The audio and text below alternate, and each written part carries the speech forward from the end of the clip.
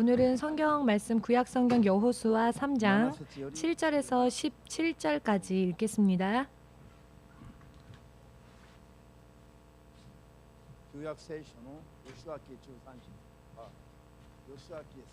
구약 성경 3장 7절에서 17절까지입니다. 다 찾으셨는지요? 소리 내어서 함께 읽겠습니다. 여호와께서 여호수아에게 이르시되 내가 오늘부터 시작하여 너를 온 이스라엘의 목전에서 크게 하여 내가 모세와 함께 있던 것 같이 너와 함께 있는 것을 그들로 알게 하리라. 너는 언약궤를 맨 제사장들에게 명하여 이르기를 너희가 요단 물가에 이르거든 요단에 들어서라 하라.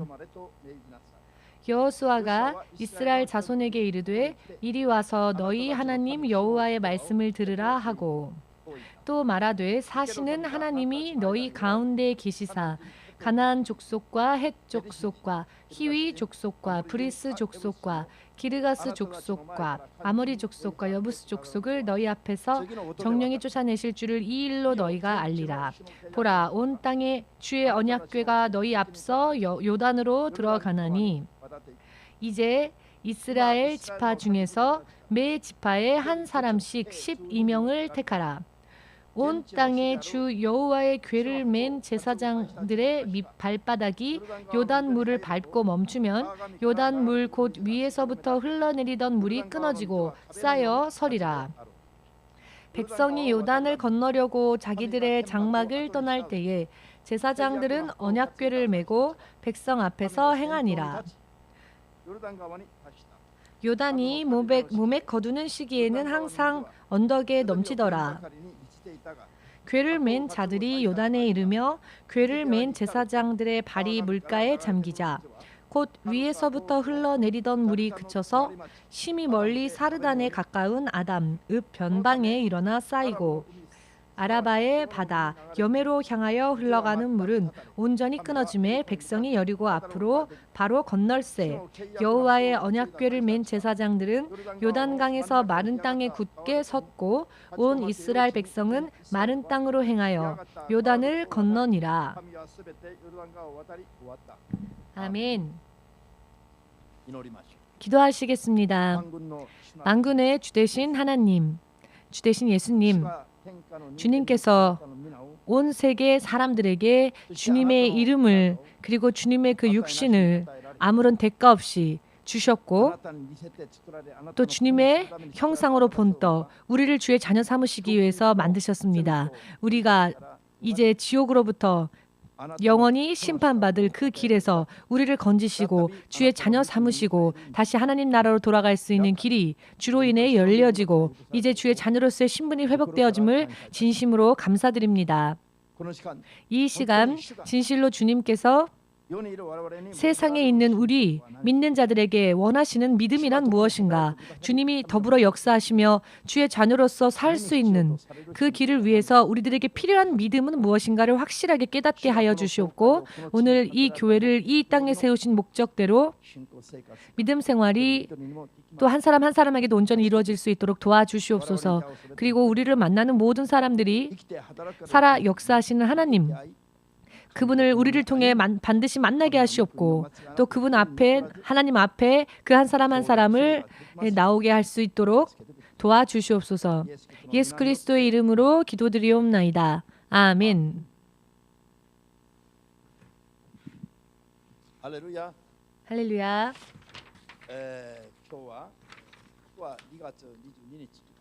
실은 2월 22일이 창립 기념일입니다.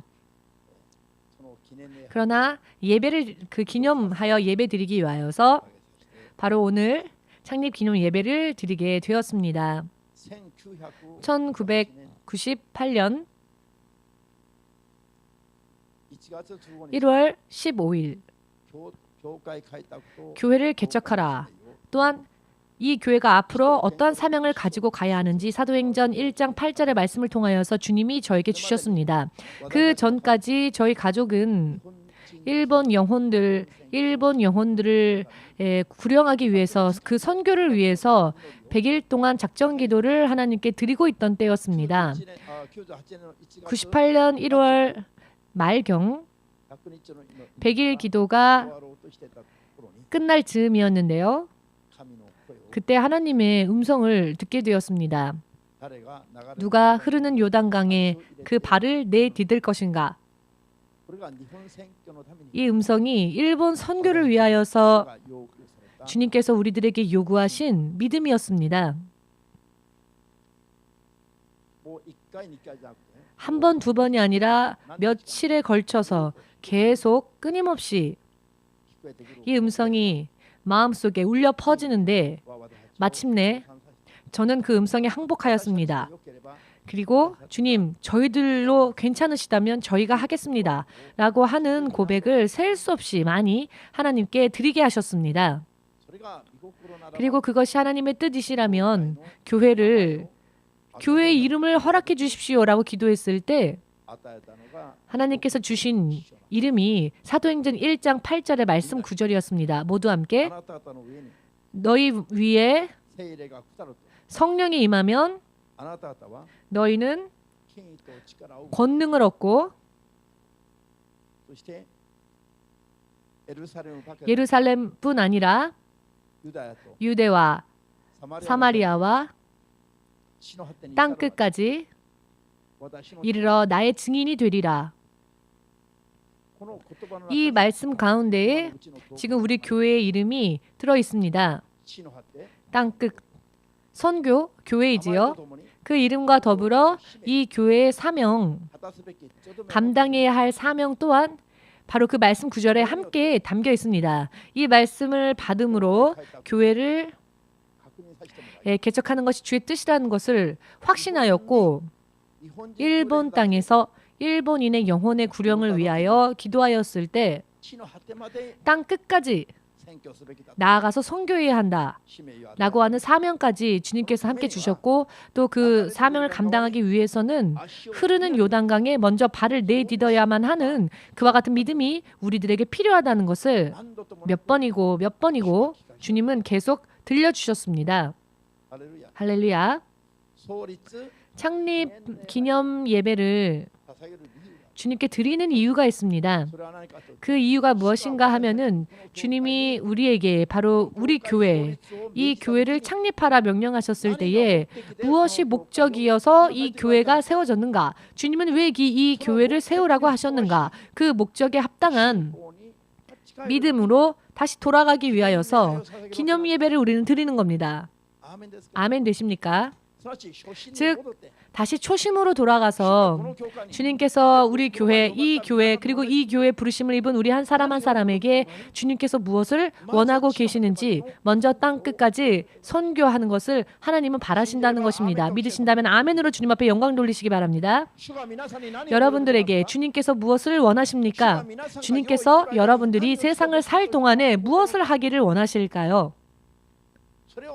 그것을 인생의 최대의 그리고 최종의 목적으로서 우리는 그 뜻을 확실히 알아야만 합니다. 그렇지 않으면 인생이 방황하며 정처 없이 떠돌 수밖에 없습니다.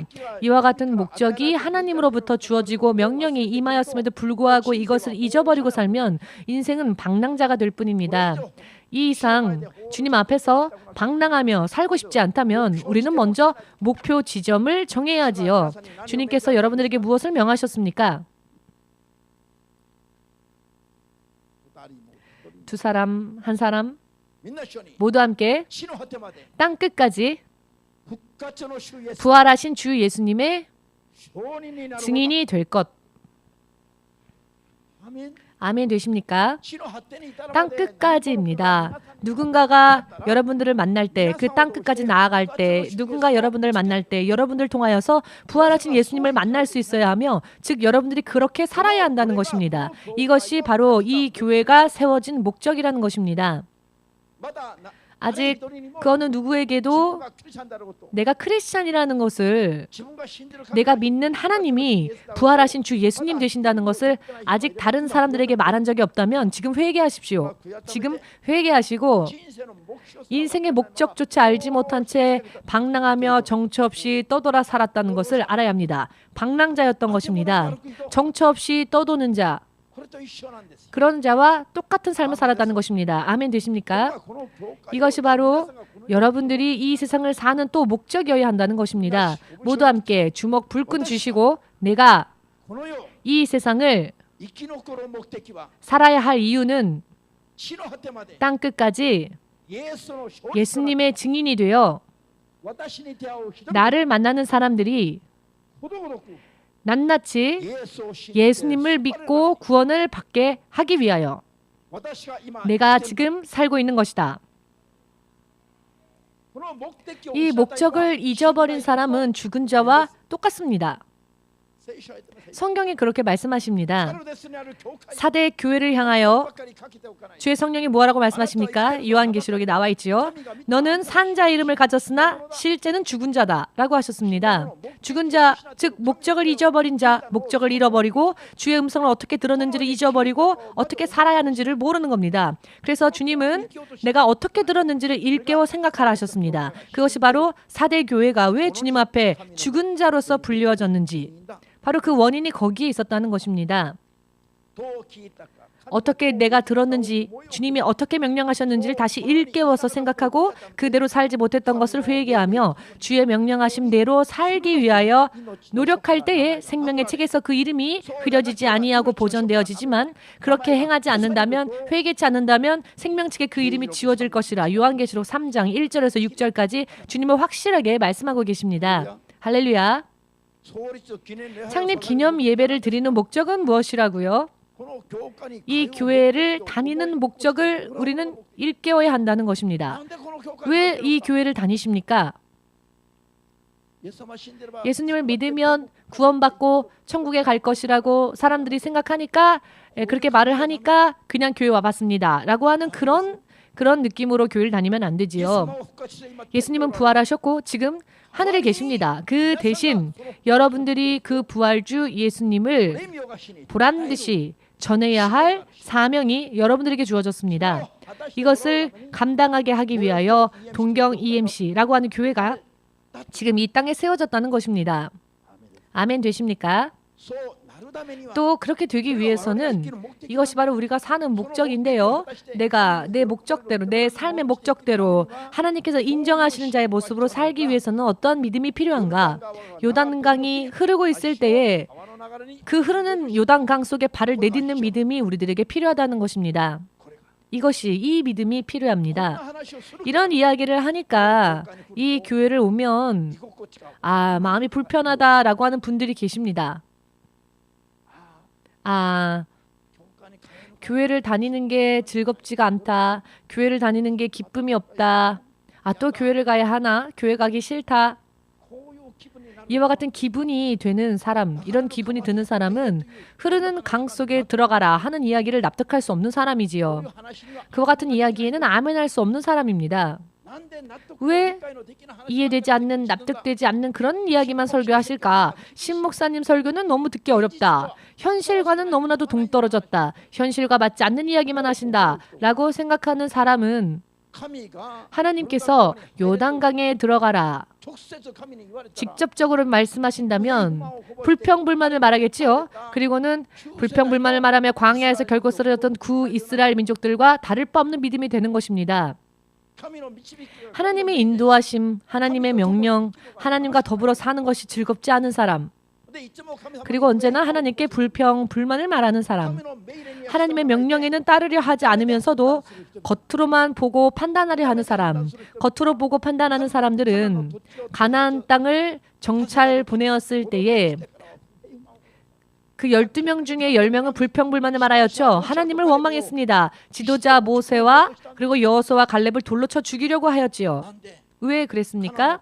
가나안 땅은 정찰하고 와 보았더니 그 땅은 거인들이 사는 곳이었고 그들과 비교하건대 우리 이스라엘 민족은 마치 메뚜기 떼와 다를 바 없다.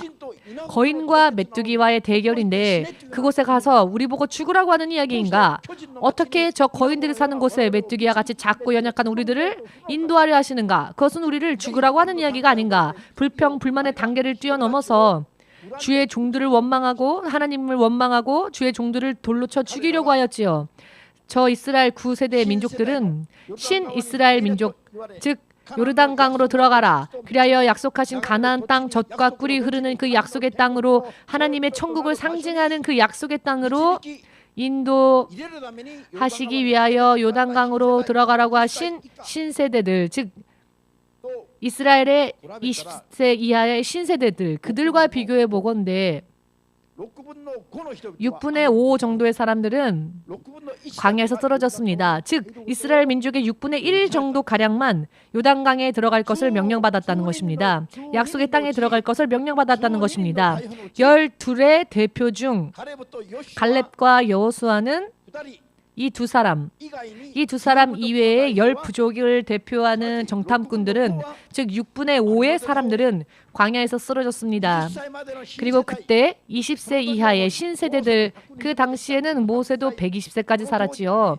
그 당시에는요 100세, 120세가 아무렇지도 않게 살 수 있었던 시대였지요. 그렇기 때문에 100세, 120세까지 살던 그때였기 때문에 20세 이하의 사람들은 역시 6분의 5, 그 6분의 1 정도가 아니었을까. 대표들도 6분의 5는 결국 광야의 땅에 쓰러졌지요. 하나님의 택하신 백성이고 가나안 땅을 약속받았음에도 불구하고 모두가 다 약속의 땅에 들어간 것이 아니라 6분의 1만 가나안 땅으로 들어갈 수 있었습니다. 그런데 오늘날도 마찬가지일지 모릅니다. 6분의 1 정도밖에, 지금 바로 주님께서 심판하신다면 구원받는 사람들의 숫자가 믿는 자들 가운데서도 6분의 1밖에 없을지도 모릅니다. 옆 사람 보지 마시고 바로 여러분 자기 자신을 거울로 비추어 보십시오. 나는 괜찮을까? 거울로 본다고 해도 모르죠. 사실은 성경의 거울로 나를 비춰봐야 합니다. 나는 6분의 5에 속해 있는지 혹은 6분의 1에 속해 있는지 성경을 읽으면서 나를 점검해봐야 합니다. 나는 어느 쪽에 포함되어 있는 사람인지. 요단강은 흐르고 있었습니다. 그런데 그 흐르는 요단강 속으로 들어가라 명령하셨습니다. 광야에서 쓰러졌던 이스라엘 백성들은 홍해의 바닷물이 두 갈래로 갈라지고 맨 땅이 드러났을 때 건너갔지요. 바다가 갈라지고 길이 생긴 것을 보고 들어갔습니다. 그런데 저들은 요단강 속으로 들어갈 수 있는 믿음이 없었죠. 흐르는 요단강 속으로 들어갈 믿음이 없었습니다. 보고 판단하는 사람, 보고 행동으로 옮기려고 하는 사람들이었으니까요. 요르단강이 흐르건 가나안 땅에 거인들이 살고 있건 우리가 메뚜기처럼 보인다 할지라도 그것을, 눈에 보이는 것을 기준으로 하지 않는 것입니다. 살아계신 하나님, 이스라엘의 하나님, 약속을 지켜주시는 하나님만을 신뢰하고 강이 흐르건 흐르지 않건 들어가라 하시면 아멘. 죽는 일이 있다 할지라도 죽지 않고 주님께서 살아계심을, 그 영광을 반드시 드러내 주실 것이라는 것을 믿고, 바로 동경 EMC에 원하시는 믿음이 바로 그와 같은 믿음이라는 것. 동경 EMC를 개척하라 하셨을 때 주님이 저에게 들려주신 음성은 누가 흐르는 요단강 속에 발을 내디딜 것인가 라는 음성이었습니다. 이 음성은 이스라엘의 신세대들, 그리고 여호수아와 갈렙, 이 두 사람에게 명령되어진 하나님의 약속의 명령이었고 축복의 명령이었습니다. 구원의 명령이었습니다. 구원받고 싶습니다. 축복받고 싶습니다. 하나님이 약속하신 땅을 받고 싶습니다 라고 생각하는 사람이 있다면 강이 흐르더라도 말씀의 언약궤를 맨 제사장들을 선두에 세워서 강 속으로 들어가야 합니다. 그리하면 그 후에 그 요르단 강이 멈춰지고 그 강이 갈라지고 벽과 같이 갈라져 길이 생긴다. 그렇게 생겼지요. 어느 쪽이 먼저라고요? 지금 많은 사람들이요. 이렇게 주님이 해주시면 저도 하겠습니다. 주님이 이렇게 해주시면 저도 열심히 하겠습니다. 라고 하는 사람들이 많은데요. 여러분, 그것은 믿음이 아니고요. 그것은 믿음이 없는 사람들이 하는 이야기입니다. 그런 조건을 제시하고 하나님과 교섭하고 싶습니까? 그런 사람은 죽을 때까지 하나님을 못 만납니다. 하나님께서 사람을 구원하시는 법칙은요, 믿음이십니다. 믿음을 보시고 구원하십니다. 믿음으로 우리를 구원하신다 약속하셨습니다. 믿음은요, 현실적으로는 납득되지 않고 이해되지 않고 마치 길이 없는 것 같고 승리가 없는 것 같고 나를 도와줄 자가 없는 것처럼 보입니다. 그러나 아무것도 보이지 않을 때에 오직 하나님의 말씀에만 아멘 할 수 있는 사람이 믿음으로 구원받는 것이며 믿음으로 승리하는 것이며 그 믿음으로 약속되어진 축복을 받는 자인 것입니다. 약속의 땅 가나안 땅에 들어가야 할 사람들에게 하나님께서 이스라엘의 백성 그 6분의 5는 광야에서 쓰러뜨리시고 나머지 6분의 1의 사람들에게 명령하신 말씀이 무엇이었습니까? 너희도 쓰러지고 싶으냐? 너희도 쓰러지고 싶으냐? 혹은 너희는 저 가나안 땅, 약속의 땅으로 들어가고자 원하느냐? 두 길 중 어느 한 길, 어떤 길을 택할지 확실하게 택하라고 하십니다. 가나안 땅에 들어가고자 원한다면 저 조상들처럼 광야에서 쓰러지고 싶지 않다면 흐르는 요단강에 먼저 발을 내딛고 믿음을 보이라. 그리하면 믿음을 보이면 그 강의 물이 멈추고 그 사이에 길이 생길 것이다. 이것이 하나님으로 인해 사는 사람들이 보여야만 할 믿음의 본질적인 기본입니다. 이것은 어떤 위대한 목사님들만이 가지는 믿음이 아니고요. 믿음으로 구원받고자 원하는 모든 사람들이 기본적으로 가지고 있어야만 할 사실은 본질적인 믿음인 것입니다. 본질, 믿음. 여러분, 믿음은요. 내가 내 힘으로 사는 것을 그만두고 인간적으로 사는 것을 그만두고 내 노력의 결과로서 사는 것을 그만두고 하나님으로 인해 사는 것을 선언하는 것이 믿음의 고백이며 출발점이 되는 것입니다. 요단강에 발을 내딛으면요. 떠내려가서 죽을 것 같죠. 하나님께서 살아계시는 그 역사를 그러나 볼 것이냐. 요단강 속에 들어가면 판명됩니다. 바로 그 기본적인 믿음이 동경 EMC를 개척하라 하셨을 때에도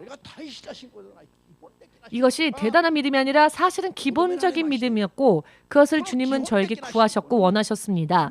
그리고 그 기본적인 믿음의 요구에 대하여 저는 아멘만 했을 뿐입니다. 이런 기본적인 믿음이 세상에 있는 교회들 안에 없습니다. 세상의 교회들의 6분의 1 정도밖에 진짜 믿음을 가진 교회가 없다는 것입니다. 성경적으로 말씀드린다면 그렇습니다. 여러분들은 오늘 확실하게 해야 하십니다. 나이만 먹어서는 안 됩니다. 예쁘게 화장해도 화장은 지워지지요. 숨길 수가 없습니다. 할렐루야. 아멘 되십니까? 저는 30년 동안 교회를 다녔는데요. 그런 경력 자랑할 것 없습니다. 30년 교회를 다녔으면서도 제대로 된 믿음을 보이지 못하는 그런 믿음이라면 나를 부끄러워해야 합니다. 믿음은 경력이 아닙니다. 주님 앞에 아멘할 수 있느냐 없느냐 그것을 보고 아멘하지 못하는 내가 어딘가에 있다면 그것을 부끄럽게 생각하셔야 합니다. 부끄러워하면서 슬피 울며 가슴치며 회개해야 할 죄인 것입니다. 믿음으로 하지 않는 모든 것이 죄라 하셨습니다. 아멘 되십니까? 로마서 14장 2절 3절을 보시면 믿음으로 행하지 않는 모든 것이 죄라 하셨습니다. 잘난 듯이 저는요 이런 공부를 하였고 이런 노력을 하였고 이렇게 열심히 했고 이런 일을 성취했습니다. 그것은 죄의 고백일 뿐입니다. 그것은 죄의 고백입니다. 죄를 고백하는 것에 지나지 않습니다. 저는 예수님으로 인해 기도하여 이렇게 되었습니다. 이것이 바로 하나님의 사람의 고백이어야 합니다. 자기의 강함을 자랑하는 자는 사탄에게 미혹된 자입니다. 하나님으로 인해 산 결과를 하나라도 두 가지라도 말할 수 있는 사람은 예수님의 부활을 증거하는 증인입니다. 할렐루야. 왜냐하면 하나님이 나중에는요 다 계산하시는 날이 옵니다. 19년 동안 목회를 해보다 보니 주님께서 다 계산하신다는 것을 보았습니다. 주님은 계산하십니다. 믿음으로 주님 앞에 선 사람들만이 주님이 데려가십니다. 이 땅에서 하나님께서 교회를 사람들을 인도하실 때 어떻게 인도하시는가를 보았더니 모두를 다 데려가시는 게 아니었습니다. 하나님 앞에 하나님을 따라가는 자들만 데려가시지 떨어지는 자들을 두십니다. 그냥 믿음으로 붙잡는 자들을 하나님은 끌고 가십니다. 주님은 저에게 이것을 비유로서 설명해 주셨습니다. 저는 이것을 보고 깜짝 놀랐습니다. 그렇기 때문에 요단강에 발을 내딛지 못하는 사람은 가나안 땅, 약속의 땅, 그 사람과는 관계가 없습니다. 이것은 어떤 위대한 믿음이 아니라 사실은 믿음의 기본이라는 것입니다. 할렐루야. 아멘. 이것을 이 교회를 세우게 하실 때에 이 말씀을 함께 들려주신 것입니다. 그 당시를 뒤돌아 생각해 보건대 그런 말씀을 들려주셨을 때에 우리 집 전 재산이 2만행이었습니다. 돈이 2만행이 전 재산이었는데 하나님은 교회를 개척하라 하셨습니다. 그 2만행이 전 재산이었고요. 이제는 개척을 하기 위해서는 다니던 교회에서 섬겼던 교회에서 나와야 하기 때문에 더 이상의 수입이 없습니다. 앞으로의 수입이 제로인 상태였습니다. 당시 가지고 있었던 전 재산이 2만행이었고요. 그리고 그 이후에는 수입이 없는 겁니다. 그런데 주님은 교회를 개척하라 하시는 겁니다. 이 때에 아멘 했습니다. 이 때에 아멘 했었던 이유는요. 그것이 예수님과의 첫 만남이 아니었습니다.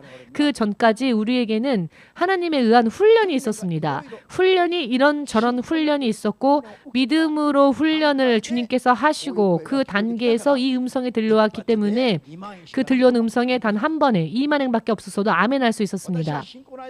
제가 믿음이 없었을 때에 그런 말씀하셨다면 아니 하나님 이상해지셨나? 하나님이 왜 그러시지? 하나님이 계산을 못하시나? 어떻게 2만행으로 할 수가 있어요? 무엇을 할 수 있겠습니까? 하나님 조금 생각하시고 난 뒤에 저에게 말씀을 해주십시오라고 저도 하나님께 그렇게 말씀드렸을지 모르겠습니다. 믿음이 없었을 때 그런 음성을 들었다면 말입니다. 그렇지 않겠습니까? 내일 스미다 강에 들어가라 하시면 들어가겠습니까? 맞짱은 들어가겠습니다. 우리 맞짱은 우리 교회에서 19년 동안 훈련을 받았기 때문에 맞짱만 지금 아멘 하셨습니다. 스미다 강이 두려우십니까? 할렐루야. 저는 일본에 왔을 때 믿지 않는 불신자였습니다. 그런데 그때 하나님이 목사가 되라 하셨다면 무슨 말인가? 나는 이걸 좋아해. 나는 술 마시는 걸 좋아했고 술 마시고 하는 술을 좋아하는 자에게 하루 밤새 술을 마셔도 전혀 질리지 않는 그런 제가 갑자기 목사가 되라는 말을 들었다면 아멘하지 못했을 겁니다. 2만행밖에 없는데 그 다음 달부터는 수입이 다 없어지는데 교회를 개척하라. 교회를 개척하면 그 다음 달부터는 수입이 없는데 그렇다면 전화했을 겁니다. 하나님께. 하나님 너무 심하십니다.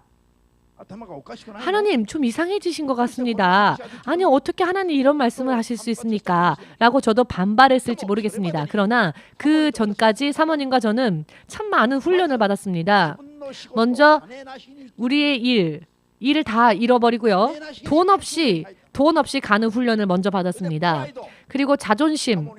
사모님의 얼굴을 보십시오. 지금도 저 얼굴을 보면 얼마나 기가 세 보이십니까? 그러나 그 당시에는 지금보다 12배나 더 기가 센 여자였습니다. 온전히 사람을 쳐다보지 않았던 사람입니다. 그 눈이 말입니다.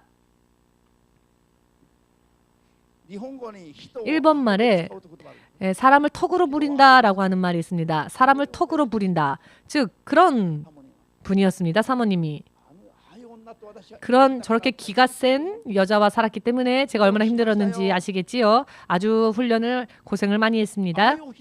그런데 저런 사람을 하나님께서 부수시고 낮추시고 노숙자들에게 식사를 대접하게 하고 우에노에서는 한꺼번에 800명, 많을 때는 1000명까지 모였죠. 그때에는요. 지금의 여러분들 같이 좋은 봉사자들도 없었습니다. 말하는 말 듣지 않는 스텝들과 노숙자들 가운데 스텝을 뽑았는데 말을 제대로 좀처럼 듣질 않았습니다. 그리고는 술 마시고 난리치는 노숙자들 뿐이었습니다. 허리를 펴지 못할 정도로 일을 했습니다. 그렇게 시키셨습니다.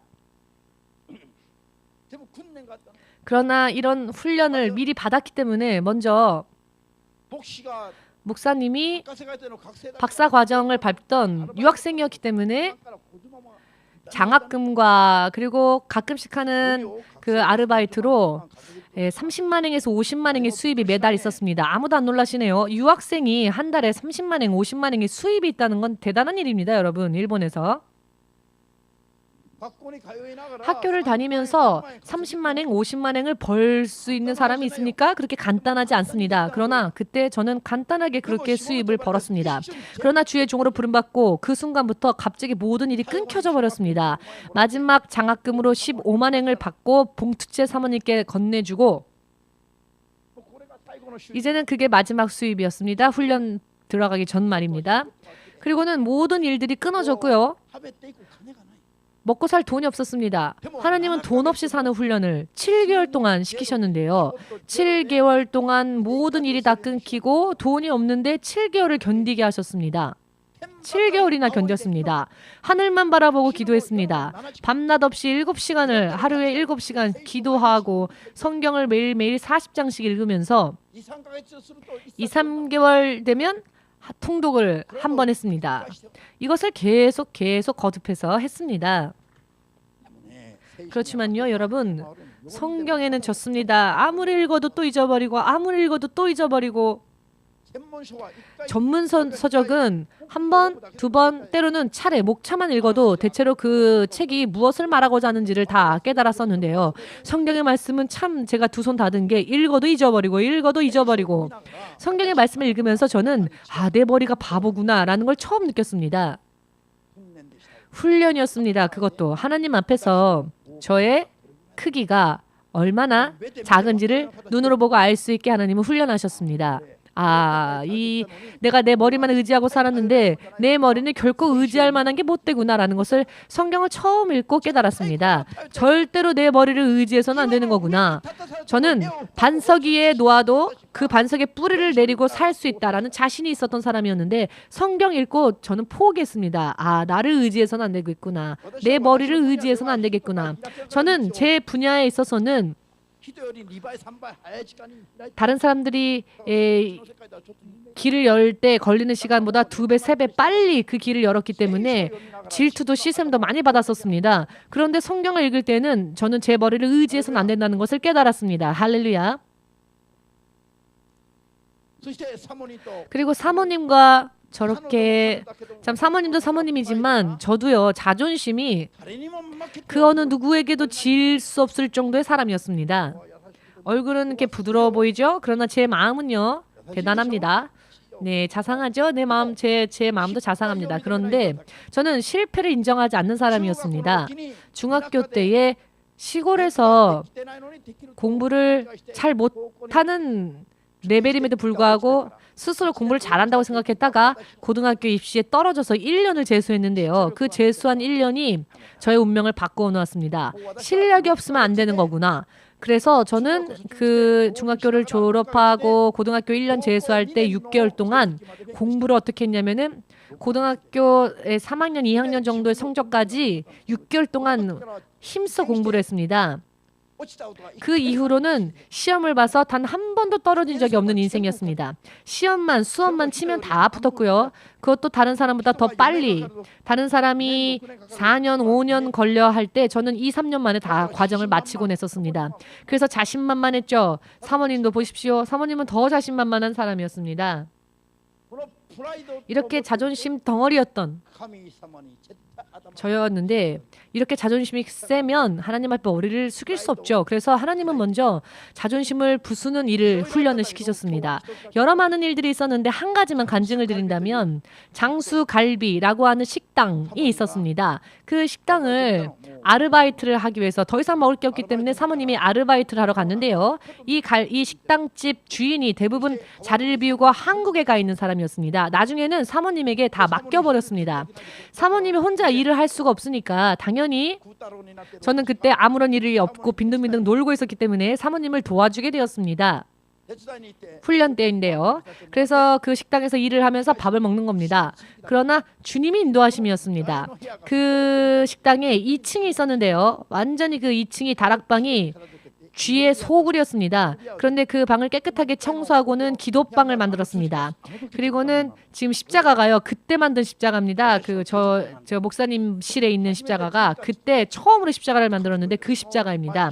처음으로 십자가를 만들어서 달고 그 밑에서 하루 7시간을 목표로 하고 기도하기로 했습니다. 사모님을 도와주면서 틈틈 기도하고 성경하고 읽고 하는 그런 훈련이 시작되었습니다. 사모님은 이 식당에서 음식을 만들고 주방에서 일하고 저는 홀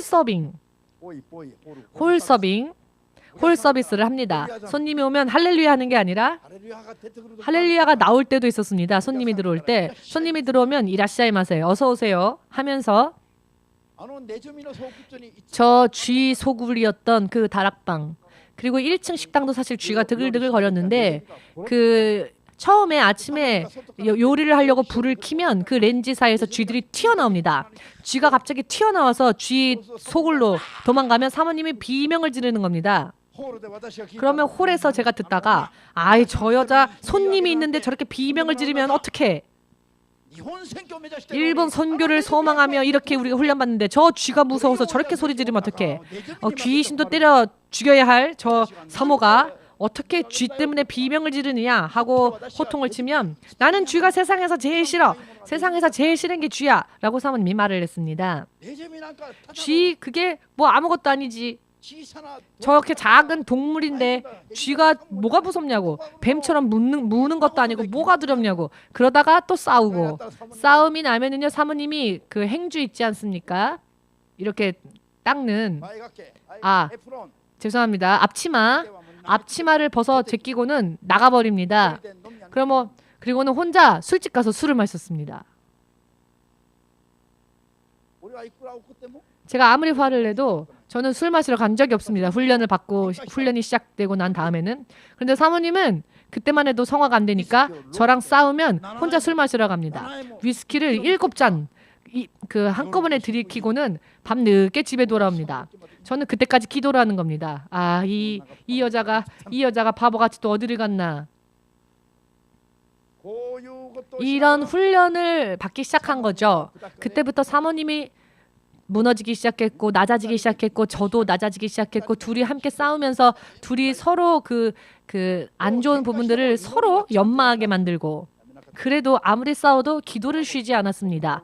저는 주의 종으로 훈련을 받는 지금 인도하심 속에 있다는 것을 알았기 때문에 열심히 정말 월급이 없었죠. 그냥 거기서 나오는 수입은 우리가 그 당시 살던 집의 월세만을 겨우 낼 수 있었고 그리고 11조를 낼 수 있는 정도에 그래서 그 당시 개척교회를 저희가 섬겼는데 그 개척교회에 11조를 드리고 월세를 받으면은 별로 남는 게 없는 그냥 밥만 먹고 사는 그런 훈련을 받게 되었습니다. 그렇기 때문에 무슨 일이 있더라도 자존심을 생각할 게 없었습니다. 하나님을 위해서라면 주님의 뜻이라면은 무슨 일이 있건 난 따라야 되겠다. 그리고 충성을 다해야 되겠다. 어떤 때는 그 옆에요. 수림 외국어 전문 학교라고 하는 학교가 있었는데요. 그 학장이 이 식당에 밥을 먹으러 왔는데 알고 보니까 이 사람이 제 대학 선배였습니다. 갑자기 이 식당에서 저를 만난 이 선배가 깜짝 놀라서는 얼어붙은 겁니다. 아니 너 왜 여기 있냐. 저들이 8년 걸려서 공부를 했던 분들이 저는 4년 만에 다 졸업했는데 그 사람들이 볼 때는 망해서 쥐가 나오는 조그만 허름한 가게에서 이라시아이마스를 하니까 얼어붙어서는 그 표정을요 지금도 잊어버리지를 못하겠습니다. 깜짝 놀란 반면 너는 망했구나. 우리가 이겼다. 너는 망했구나. 이런 얼굴. 그 복잡한 표정을 지금도 잊어버리지 못합니다. 이 선배가요. 나중에는 빈번하게 오는 겁니다. 점심 먹을 때가 되면 맨날 오는 겁니다. 이거는 먹으러 오는 게 아니라 저를 괴롭히려고 오는 겁니다. 그 선배 때문에 제가 어떻게 되었느냐면은 시몬석이 일본에 가서 정신이 미쳐서 이상해져서 망했다라고 이 선배가 주위에 있는 사람들에게 다 소문을 퍼내서 그 당시 제가 한국에서는 굉장히 유명했었는데요. 나중에는 소문이 어떻게 퍼졌냐면은 시몬석이 일본 가서 망했다라고 소문이 퍼진 겁니다. 그러나 그래도 저는 그것으로 넘어지지 않았습니다. 쥐가 끌어 넘치는 조그만 허름한 가게에서 이렇게 일을 하여도 나는 주의 종이 되기 위한 훈련을 받는 것이다. 그랬기 때문에 기뻤습니다. 춤추면서 이라시아이마세 할렐루야 하면서 그리고 손님이 조금 말을 잘 들어줄 만한 손님이 오면은 손님이 화를 내고 뛰쳐나갈 때까지 예수님을 전도했습니다. 그러면 또 사모님과 싸우는 겁니다.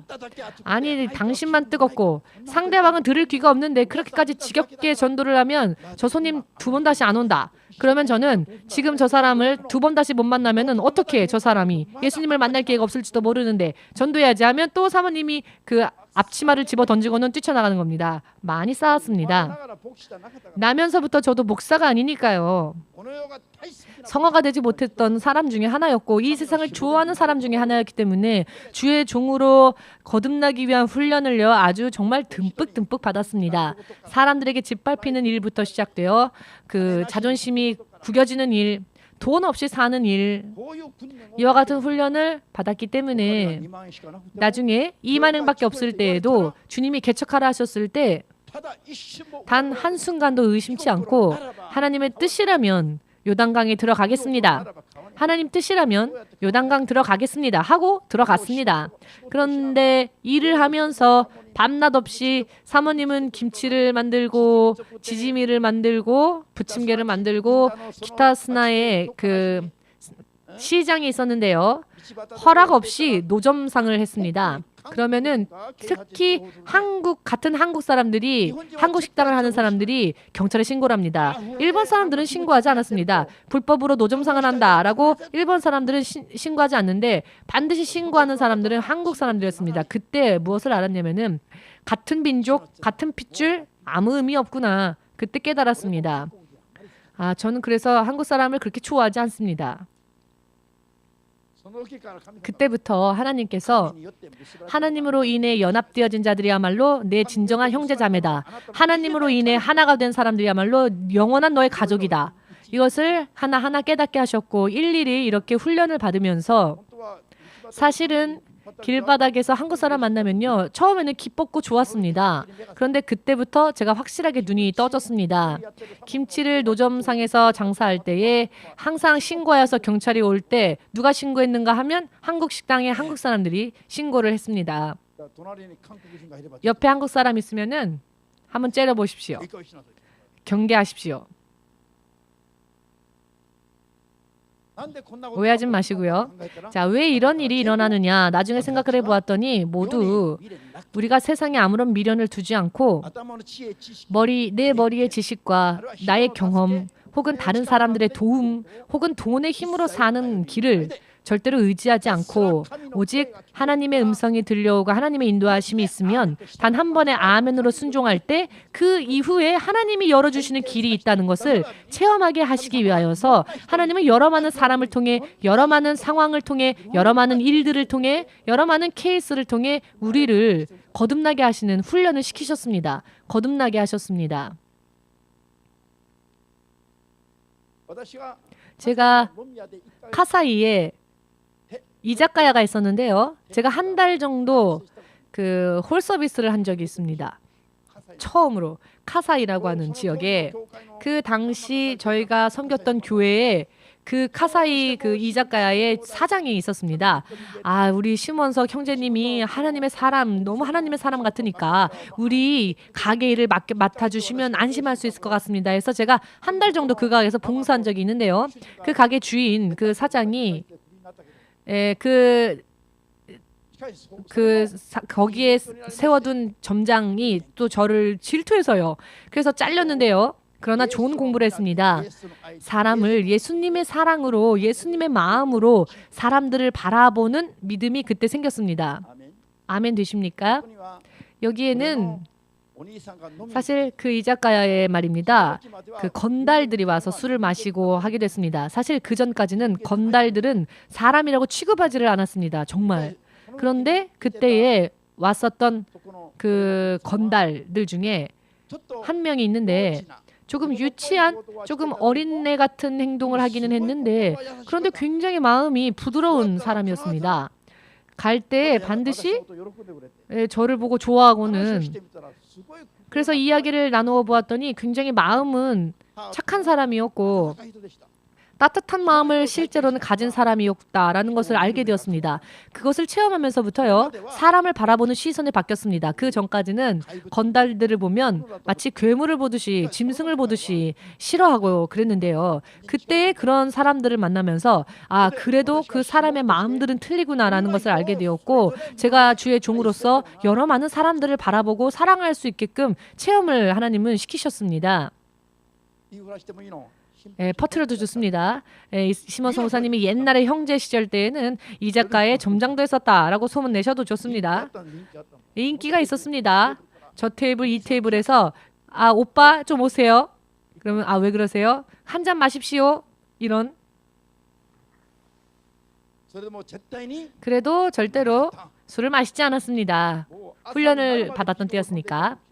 제가 말입니다. 훈련 받기 전에는 예수님 믿기 전에는 밤새도록 술을 마셨던 제가 그때는요 아무리 권해도 절대로 단 한 잔도 마시지 않았습니다. 그리고 강이 흐르건 말건 하나님의 명령만을 순종한다면 강이 흘러도 그 속에서 길이 열린다는 것을 여러 많은 체험을 경험을 하게 하셨습니다. 이만행으로 시작되어진 교회가 이제 노숙자들이 모이기 시작했고요. 헌금을 할 만한 성도들은 없었습니다. 지금 고베에서 담임 목사로 섬기고 계시는 홍 목사님이요. 그 당시 우리와 함께 있었는데요. 아르바이트를 해서 10만행 월급이 있었는데 그 10만행을 다 바쳤습니다. 그러면은 목사님과 사모님과 심전도사와 그리고 히로시상 그 당시 있었는데 그 전단지를 돌리는 아르바이트를 해서 그 수입으로 또 쌀을 사면서 노숙자들 전도 집회에 필요한 음식들을 샀습니다. 먼저 우리 안에 있는 믿음을 보이고 충성을 다하기 위해서 할 수 있는 최선을 다했습니다. 하나님을 사랑하는 방법은 무엇입니까? 최선을 다하는, 나의 최선을 다하는 일입니다. 내 마음이 있으면 내 마음을 따로 떼두지 말고 모두 최선을 다해 하나님께 드리고 나에게 정신이 있다면 내 정신을 온전히 다 바쳐 하나님께 드리고 내게 힘이 있으면 내 힘을 다 하나님께 드리고 더 이상 드릴 게 없는 이 몸뚱아리밖에는 드릴 게 없습니다. 그 모든 걸 다 드리는 그와 같은 생활을 먼저 했습니다. 그랬더니 그것을 보시고 하나님은 그 다음 단계로 길을 열어주셨습니다. 지금까지 19년 동안 비가 오면 전도 집회에 나아갈 때 기도하여 그 비를 멈추고 설교를 하였고 태풍이 온다 하여도 태풍의 진로까지 기도로 바꾸면서 야외 집회를 열었고 아픈 자가 있으면 의사에게 의지하는 것이 아니라 하나님께 기도하여 하나님을 의지하여 병 고침을 받는 그와 같은 믿음을 보이면서 또 목회를 해왔습니다. 히사미상 오셨습니까? 히사미상은 최근에 그 복수가 차서 지난번에는 병원에 가지 않고 의학의 힘으로는 더 이상 의지하지 않겠다. 이런 최근에 믿음이 생겼죠. 그래서 암이 치유되어지고 지금 복수가 그런데 찼는데요. 임신 7개월 정도 된 것처럼 복수가 찼습니다. 병원에 가서는 사실 이 복수를 빼야 하죠. 복수는요. 병원에 가서 빼지 않으면 안 빼지는 것인데요. 전화로 또 기도해 달라 부탁이 있어서 전화로 열심히 기도하고 방언으로 기도하십시오 하면서 같이 기도했는데 그 다음에 화장실을 5번 6번 가면서 복수가 찼던 게 소변으로 다 빠져나갔습니다.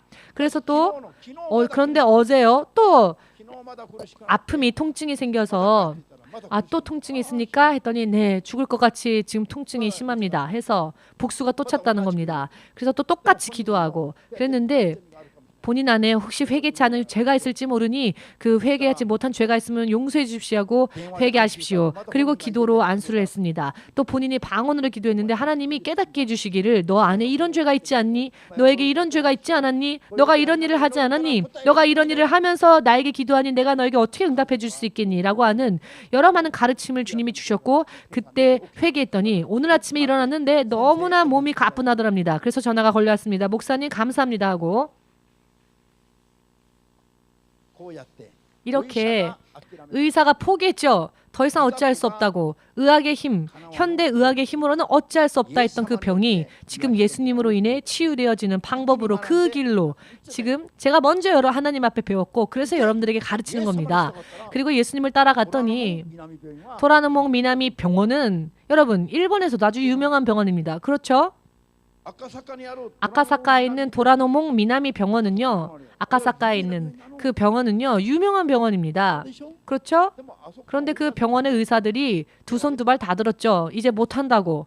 현대의학의 힘으로는 고칠 수 없다고. 병원에서는 더 이상 고칠 수 없다 했지만 목사님은 괜찮다. 지금부터다. 하나님을 신뢰하면 반드시 치유받는 것뿐만이 아니라 복음의 증인으로서 살 수 있다.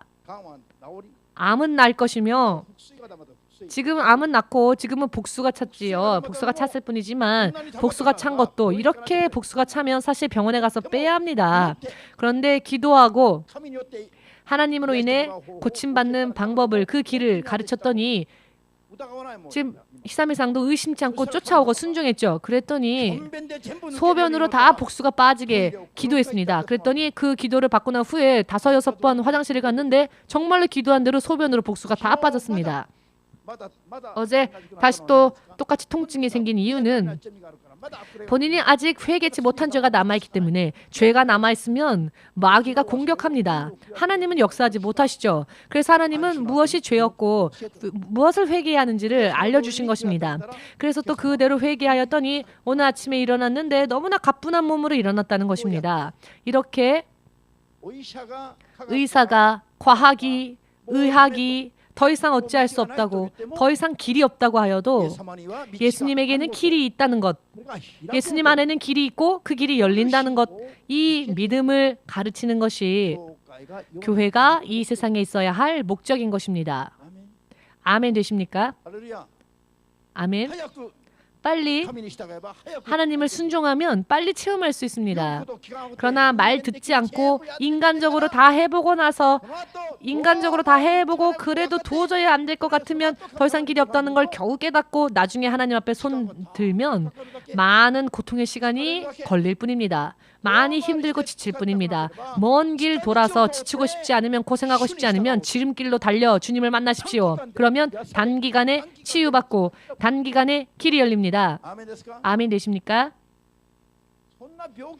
그와 같은 병을 치유하시는 것은 하나님에게는 아무런 일도 아닙니다. 너무 작은 일일 뿐입니다.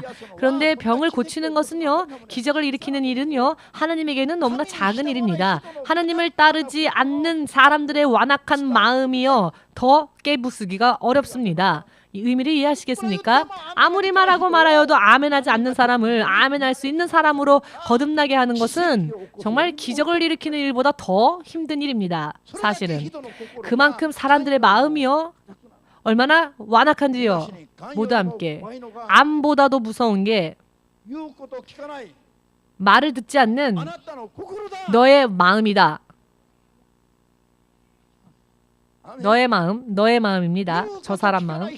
말을 듣지 않는 사람의 마음이 실상은 암보다 무섭다는 겁니다. 들려오는 음성을 순수히 믿고 순종하면 암은 고침받는 건 순간이라는 것입니다. 아사다 야스오상 아멘 되십니까? 아사다상도 2번이나 뇌경색으로 쓰러지셨지요. 교회에 있을 때 목사님이 찾아가서 기도한 순간 2분, 3분도 지나지 않아서 마비되었던 몸이 풀렸고 또 움직이게 되었지 않았습니까? 2번이나 하나님은 단 한 번의 기도로 치유해 주셨습니다. 그랬죠. 아사다상이 뇌경색으로 쓰러져서 반신불구가 되었을 때, 마비가 되어서 병원에 입원해 있었을 때 머리에 손을 얹고 기도한 순간 2번이나 마비가 풀렸죠.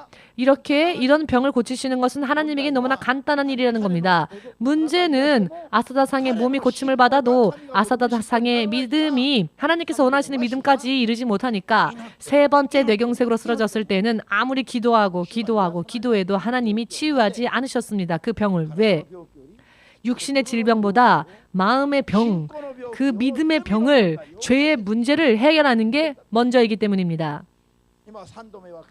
3번째 쓰러졌을 때는 하나님이 지금 뜸을 들이시고 계십니다. 왜냐하면 육신이 나으면 또다시 자기 마음대로 사니까 영의 문제, 죄의 문제를 해결하고 영적인 병을 치유하여 하나님과 함께 가게 하시기 위하여서 지금은 하나님께서 시간을 드리고 계십니다. 아멘 되십니까? 모두가 마찬가지입니다. 모두 마찬가지입니다. 그렇기 때문에 교회에서 기적을 체험하는 것은 사실 작은 일입니다. 대단한 일이 아닙니다. 더 중요한 게 있습니다. 무엇이냐? 내 완악한 마음, 하나님의 음성에 아멘하지 못하는 내 완악한 마음이 아멘할 수 있는 마음으로 부서지는 것, 이것이 가장 큰 기적과 같은 이야기라는 것입니다. 이것을요, 정말 너무나 많은 시간이 걸리죠. 어떤 사람은 50년이나 걸리는 사람이 있고요. 어떤 사람은 죽을 때까지 걸려도 결국 안 되는 사람도 있습니다. 어떤 사람은 1년 만에 혹은 2년 만에 혹은 3년 만에 빨리 되는 사람도 있습니다. 물론 개개인의 차가 이렇게 있습니다. 그러나 빨리 따르면, 빨리 순종하면 그만큼 고생 덜하고 지름길로 갈 수 있습니다. 우리 교회는 처음 10년 동안은 교회 개척과 노숙자 전도로 영적인 싸움의 기초를 만드는 시간을 보냈습니다. 2번째 맞이한 10년은 교회 연합을 세우고 신학교를 세우고 앞으로 본격적으로 사명을 감당하기 위한 그 다음 단계를 향한 주의 종들을 키우고 양육하는 그리고 힘을 합쳐서 나아가는 준비를 두 번째 10년을 맞이하는 동안 10년 동안 하게 하셨습니다. 이제 올해 2018년도부터는 세 번째 단계가 제3기가 시작되어지는데요. 하나님은 우리에게 주셨습니다. 말씀을. 어떤 말씀입니까? 길갈에 이르는 시대, 즉 요단강을 건너서 가나안 땅에 들어가 7 부족을 낱낱이 쳐 부수는 시대. 그와 같은 시대를 위해서 이제는 하나님께서 우리에게 성전 이전 명령하셨지요. 빨리 성전 이전을 성취하라. 그리고 이제 한 달 남짓하면 우리는 이전해야 합니다. 그렇죠? 이 일에 대하여 우리는 총력을 다하여서 믿음을 보이고 여러분들이 제3기째에 하나님의 계획의 주인공이 되시기를 예수님의 이름으로 축복합니다. 아멘. 지금까지를 보아오건대 하나님께서는요 믿음으로 사는 사람과 함께 하심을 보았습니다. 아멘 되십니까? 믿음으로 가담하는 자 그 사람은 사용받고 믿음으로 가담하지 않는 자는 빠져나가고 떠내려갔습니다.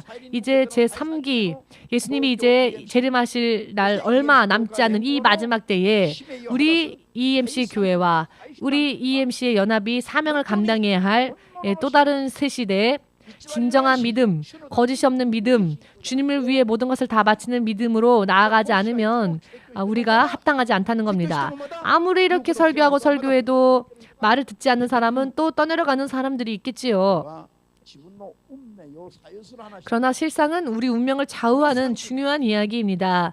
이 새로운 교회가 이제 새로운 시대를 또 맞이하였는데 이제 이 마지막 때에 주님이 언제 오실지 모르지만 주님이 다시 오실 때에 우리가 들림받아야 하지 않겠습니까? 이 땅에 남겨지면 정말 머리가 패닉 상태가 되는 그런 7년 대환란이 있는데 7년 대환란을 만나고 싶지 않은 사람은 지금부터 우리가 또 새롭게 노력해야 합니다. 제가 작년부터 설교했는데요. 지금부터라도 열심히 믿음을 준비하고 노력해야 한다고 했습니다.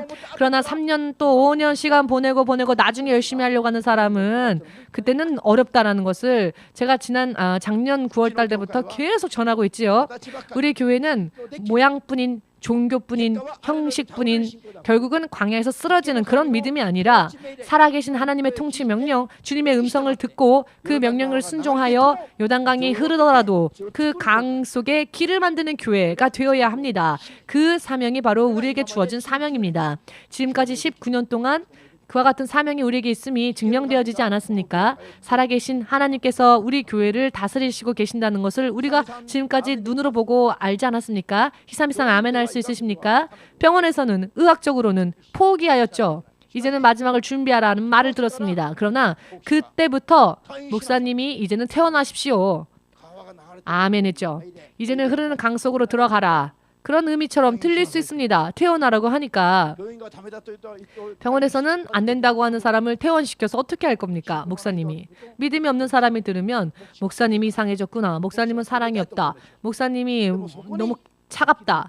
그러나 그곳에 영원히 사는 길이 있다는 겁니다. 믿고자 원하시는 분만 아멘으로 주님 앞에 영광을 돌리셔서 흐르는 요단강에 들어가라. 그것이 주님의 명령이고 생명의 명령이고 믿음으로 사는 실상은 본질적인 길이라는 것을 여러분들도 깨달으셔서 오늘부터 여러분들의 인생을 영원히 후회가 남지 않는 그와 같은 인생으로 만들어 나아가시기를 마지막으로 주님의 이름, 예수님의 이름으로 축복합니다. 아멘. 자, 그러면 우리 예수님의 이름 부르고 함께 기도하겠습니다.